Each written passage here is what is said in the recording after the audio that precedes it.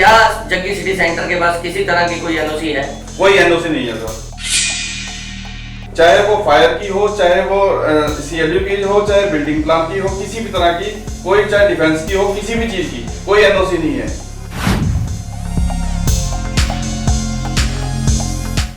ये आपने फोटो किसकी दिखाई? ये हरदीप सिंह जग्गी जी बैठे हैं, माननीय मंत्री जी बैठे हैं जी। आपस में खूब इनका आपस में है आम जान। तो अब आप समझ आ रहे हैं क्यों नहीं हो रहा। माननीय मंत्री जी का नाम लेता है जी बार बार, माननीय मंत्री जी का नाम लेता है जी बार बार।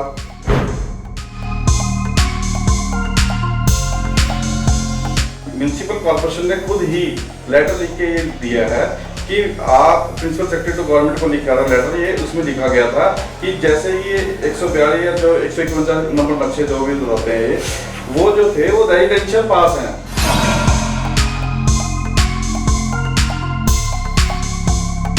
सेकंड अपील में 3114/2019 केस में मुझे लिख के दे दिया कि सारा जितनी भी जग्गी सिटी सेंटर में दुकानें आगे या पीछे जो भी बनी हुई किंगफिशर के बाद वो सारा निर्माण अवैध है। ये किसने लिख के दिया आपको? ये मेरे को निगम ने ही लिख के दिया है। नगर निगम ने।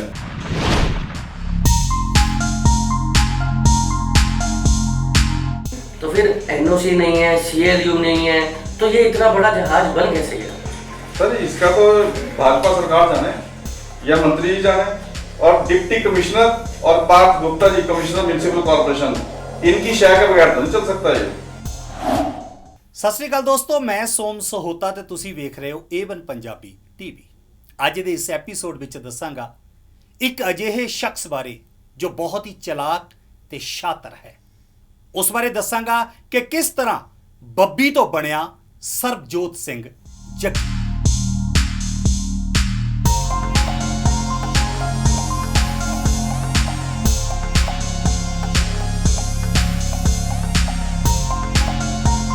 ਤੇ ਦੱਸਾਂਗਾ ਸਰਬਜੋਤ ਸਿੰਘ ਜੱਗੀ ਜੀ ਦੇ ਪਿਤਾ ਜੀ ਬਾਰੇ ਕਿ ਹਰਦੀਪ ਸਿੰਘ ਤੋਂ ਕਿਵੇਂ ਬਣਿਆ HS Jaggi. Jaggi city centre ਜਦੋਂ ਦਾ ਬਣਿਆ ਉਦੋਂ ਤੋਂ ਹੀ ਰਿਹਾ ਵਿਵਾਦਾਂ ਦਾ ਹਿੱਸਾ। ਕਦੇ ਲੈਂਡ ਨੂੰ ਲੈ ਕੇ, ਕਦੇ ਦੇ ਵਪਾਰ ਨੂੰ ਲੈ ਕੇ, ਕਦੇ ਐਨਓਸੀ ਨੂੰ ਲੈ ਕੇ, ਮੈਪ ਪਲਾਨ ਨੂੰ ਲੈ ਕੇ, ਇੱਥੋਂ ਤੱਕ ਕਿ ਜੱਗੀ ਸਿਟੀ ਸੈਂਟਰ ਦੀ ਉਸਾਰੀ ਵੀ ਇਲੀਗਲ ਤਰੀਕੇ ਨਾਲ ਦੱਸੀ ਜਾ ਰਹੀ ਹੈ। ਇਹ ਸਭ ਜਾਣਨ ਵਾਸਤੇ ਤੁਹਾਨੂੰ ਵੇਖਣਾ ਪਏਗਾ ਇਹ ਪੂਰੇ ਦਾ ਪੂਰਾ ਐਪੀਸੋਡ।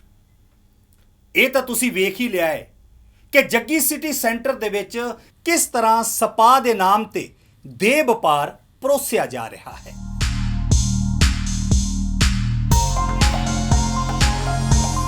ਅੱਜ ਦੇ ਇਸ ਐਪੀਸੋਡ ਵਿੱਚ ਦੱਸਾਂਗਾ ਮੈਂ ਜੱਗੀ ਸਿਟੀ ਸੈਂਟਰ ਜਿਸ ਦਾ ਨਕਸ਼ਾ ਵੀ ਪਾਸ ਨਹੀਂ ਹੈ।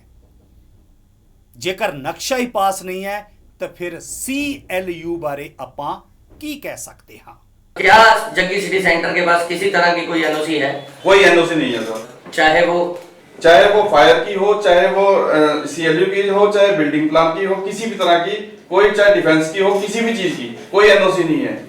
तो ये सारा गौतम परिवार जो है, यही कारण है कि आज भी सीएलयू और एनओसी ना होने के बावजूद भी ब्यूरोक्रेसी में इतना ज्यादा साठगांठ होने के कारण ये धड़ल्ले से चल रहा है। ब्यूरोक्रेसी में तो ये संभालते हैं, बाकी हमारे ये रिश्ता बता देना क्या कहलाता है।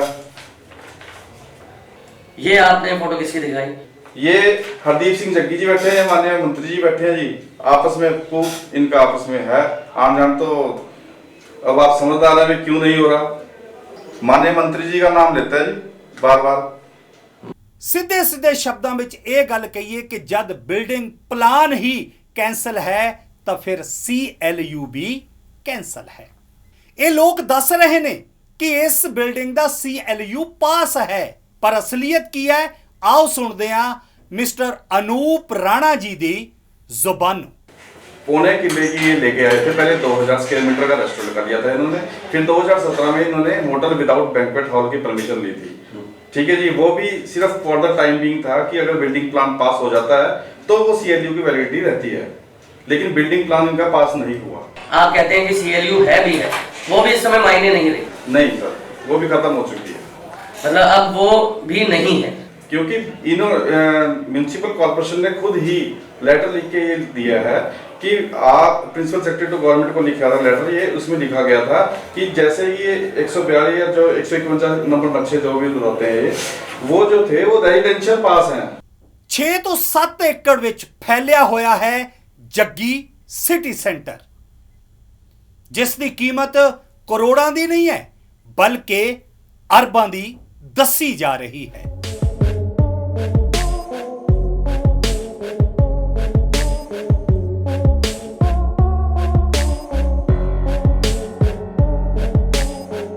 ज्यादा करके सरकारी जमीन ते कीता गया है कब्जा। सेकंड अपील में 3114/2019 केस में मुझे लिख के दे दिया कि सारा जितनी भी जग्गी सिटी सेंटर में दुकानें आगे या पीछे जो भी बनी हुई है किंगफिशर के बाद वो सारा निर्माण अवैध है। ये किसने लिख के दिया आपको? ये मेरे को निगम ने ही लिख के दिया है। नगर निगम ने। और आप ये आपने पूछा? हाँ जी।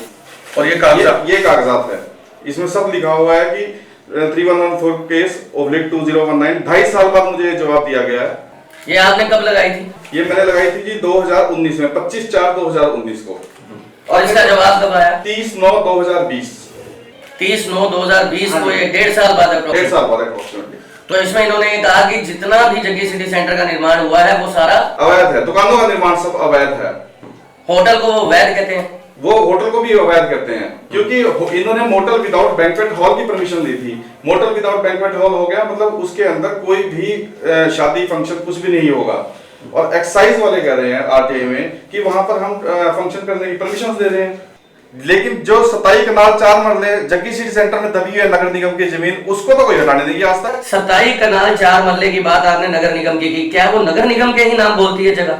सर मैं कुछ नहीं कह रहा, जमाबंदी उठाइए उसमें देखिए नगर निगम मकबूजा है जी, 27 कनाल 4 मरले बोलता है जी और नगर निगम के नाम बोल रही है जी। जग्गी सिटी सेंटर ते सरकारी अफसरां ते राजनीतिक नेतावां दा आशीर्वाद ज्यादा नजर आ रहा है। जब निर्माण ही अवैध है तो सर आगे तो उसको बिल्डिंग प्लान को लगा के ही आपको एनओसी मिलेगी ना। अवैध निर्माण की तो एनओसी कभी होती नहीं। तो फिर एनओसी नहीं है, सीएलयू नहीं है, तो ये इतना बड़ा जहाज बन कैसे गया? सर इसका तो भाजपा सरकार जाने या मंत्री जी जाने, और डिप्टी कमिश्नर और Partha Gupta ji commissioner municipal corporation, इनकी शय के बगैर तो नहीं चल सकता ये आपने फोटो किसकी दिखाई? ये हरदीप सिंह जग्गी जी बैठे हैं, माननीय मंत्री जी बैठे हैं जी, आपस में खूब इनका आपस में है आम जान। तो अब आप समझदार हैं क्यों नहीं हो रहा। माननीय मंत्री जी का नाम लेता है जी बार बार। आपके पास सभी लिखित दस्तावेज सरकारी विभाग से आए हुए? सर बिल्कुल। डीएलयू के हमारे दर्शक भी फॉर्म जानना चाहेंगे क्या? डायरेक्टर अर्बन लोकल बॉडी जिसके मंत्री जी माननीय अनिल विज जी हैं,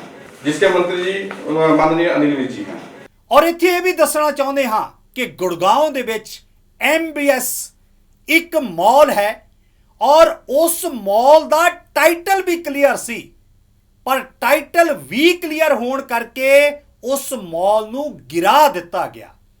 लेकिन जग्गी सिटी सेंटर ਦਾ जिस ਦਾ टाइटल ही क्लियर नहीं है, सरकारी जमीन हड़पी हुई है, वो अजे तक क्यों बरकरार है?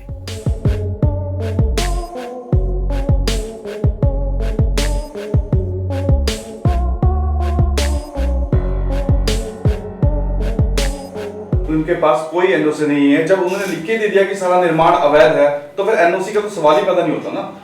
ये जो फ्रेंड्स कॉलोनी के नाम से आप ये कह रहे हैं जो सीएलयू ली भी है वो रेजिडेंशियल पास के बिहाफ पे ली है? यस। वो कमर्शियल नहीं है, मिस रिप्रेजेंटेशन है वो। Miss representation. यस। तो कहने का भाव ये है कि सीएलयू जग्गी सिटी सेंटर के पास नहीं है, जो है वो भी miss representation. Yes, miss representation से है। और इन्होंने मुझे सेकंड अपील में 3114/2019 केस में मुझे लिख के दे दिया कि सारा जितनी भी जग्गी सिटी सेंटर में दुकानें आगे या पीछे जो भी बनी हुई है किंगफिशर के बाद वो सारा निर्माण अवैध है। क्या जग्गी सिटी सेंटर के पास सीएलयू के कागजात हैं? सर सीएलयू उनके पास है सिर्फ 4476 स्क्वायर मीटर की, और वो भी सिर्फ मोटल विदाउट बैंक्वेट हॉल की है। 4470 स्क्वायर मीटर को अगर हम गज में कैलकुलेट करें तो कितने गज बनती है, और वो लोकेशन क्या रहेगी? डिवाइडेड बाय 9 कर दो जी। अप्रोक्सीमेट कितनी गज जगह बन रही है? पौना किला बस मतलब लगभग 2300-2400 गज जगह। हाँ इतना ही होगा। तो ये जग्गी सिटी सेंटर तो बहुत ज्यादा एकड़ में बना हुआ है, कई एकड़ों में बना हुआ है। तो मैं ये जानना चाहता हूँ, वो जो आपने बोला अभी कि पौना किला जो है लगभग 3032 गज जो जगह है, वो कौन सा एरिया, कुछ ऐसा पता है? क्योंकि आप तो बिल्कुल बारीकी से जानते हैं। सर जहाँ ये होटल क्लार्किन बना रखा है वो है। ਅਗਲੇ ਐਪੀਸੋਡ ਦੇ ਵਿੱਚ ਕਰਾਂਗੇ ਬਹੁਤ ਵੱਡਾ ਖੁਲਾਸਾ ਜੱਗੀ ਸਿਟੀ ਸੈਂਟਰ ਦੀਆਂ ਟਾਟੀਪੁਰ ਜੋ ਕਿ ਮੱਧ ਪ੍ਰਦੇਸ਼ ਦਾ ਹਿੱਸਾ ਹੈ ਉਸ ਦੇ ਨਾਲ ਕਿਸ ਤਰ੍ਹਾਂ ਔਰ ਕਿਉਂ ਜੁੜੀਆਂ ਹੋਈਆਂ ਨੇ ਤਾਰਾਂ। ਕਰਾਂਗੇ ਅਗਲੇ ਐਪੀਸੋਡ ਵਿੱਚ ਵੱਡਾ ਖੁਲਾਸਾ। ਜੁੜੇ ਰਹੋ ਏਵਨ ਪੰਜਾਬੀ ਟੀਵੀ ਦੇ ਨਾਲ। ਸਤਿ ਸ਼੍ਰੀ ਅਕਾਲ। ਮੈਂ ਆਪਣੇ ਇਹ ਮੋਢਿਆਂ ਤੇ ਗੋਡਿਆਂ ਤੋਂ ਬਹੁਤ ਦੁਖੀ ਸੀ। ਮੇਰੇ ਲਈ ਤਾਂ ਤੁਰਨਾ ਫਿਰਨਾ ਵੀ ਇੰਨਾ ਔਖਾ ਹੋਇਆ ਸੀ ਮੈਂ ਦੱਸ ਵੀ ਨਹੀਂ ਸਕਦਾ। ਪਰ ਜਦ ਤੋਂ ਮੈਨੂੰ ਫੀ ਰਿਲੀਫ ਮਿਲਿਆ 2.5-3 ਮਹੀਨੇ ਇਸਤੇਮਾਲ ਕਰਨ ਤੋਂ ਬਾਅਦ ਗੋਡੇ ਵੀ ਓਕੇ, ਮੋਢੇ ਵੀ ਓਕੇ। ਜੀ ਤੁਸੀਂ ਵੀ ਕਿਸੇ ਇਸ ਤਰ੍ਹਾਂ ਦੀ ਬਿਮਾਰੀ ਤੋਂ ਪਰੇਸ਼ਾਨ ਹੋ ਤੇ ਬੇਝਿਜਕ ਹੋ ਕੇ ਇਸ ਨੂੰ ਇਸਤੇਮਾਲ ਕਰੋ। ਸਿਰਫ 2.5-3 ਮਹੀਨੇ ਇਹ 125 ਬਿਮਾਰੀਆਂ ਤੱਕ ਦਾ ਇਲਾਜ ਕਰ ਸਕਦਾ ਹੈ। ਫੀ ਰਿਲੀਫ ਹਮੇਸ਼ਾ ਯਾਦ ਰੱਖੋ। ਬਸ ਕੁਛ ਦਿਨਾਂ ਤੋਂ ਮੈਨੂੰ ਵਾਲਾਂ ਦੀ ਬੜੀ ਸਮੱਸਿਆ ਸੀ। ਮੇਰੇ ਵਾਲ ਝੜਨੇ ਸ਼ੁਰੂ ਹੋ ਗਏ ਸੀ। ਮੈਨੂੰ ਮੇਰੇ ਦੋਸਤ ਨੇ ਆਇਲ ਫੀ ਰਿਲੀਫ ਵਾਲੇ ਦੱਸਿਆ। ਮੈਂ ਇਹ ਤੇਲ 3 ਕੁ ਮਹੀਨੇ ਲਾਣਾ ਆਪਣੇ ਸਿਰ ਤੇ ਅਪਲਾਈ ਕੀਤਾ। ਇਹ ਬਿਲਕੁਲ ਆਯੁਰਵੈਦਿਕ ਤੇਲ ਹੈ, ਇਹਦਾ ਕੋਈ ਸਾਈਡ ਇਫੈਕਟ ਨਹੀਂ ਹੈ। ਅਤੇ ਮੇਰੇ ਵਾਲ ਜਿਹੜੇ ਗੰਜਪਣ ਪੈਣਾ ਸ਼ੁਰੂ ਹੋ ਗਿਆ ਸੀ ਉਹ ਦੁਬਾਰਾ ਆਉਣ ਲੱਗ ਗਏ। ਅਤੇ ਮੈਨੂੰ ਤਾਂ ਬੜਾ ਫਾਇਦਾ ਦਿੱਤਾ ਇਸ ਨੇ। ਜੇ ਤੁਹਾਨੂੰ ਵੀ ਕਿਸੇ ਇਸ ਤਰ੍ਹਾਂ ਦੀ ਪ੍ਰੋਬਲਮ ਦਾ ਤੁਸੀਂ ਸਾਹਮਣਾ ਕਰ ਰਹੇ ਹੋ ਤਾਂ ਇਹ ਤੇਲ ਲਾਣਾ ਨਾ ਭੁੱਲੋ। ਕਿਤੇ ਨਾ ਕਿਤੇ ਅਸੀਂ ਆਪਣੇ ਬਾਲਾਂ ਕਰਕੇ ਸ਼ਰਮ ਫੀਲ ਕਰਦੇ ਹਾਂ ਕਿ ਸੋਸਾਇਟੀ 'ਚ ਬੈਠੇ ਹਾਂ ਕਿ ਕੋਈ ਮਜ਼ਾਕ ਨਾ ਕਰ ਰਿਹਾ ਹੋਏ।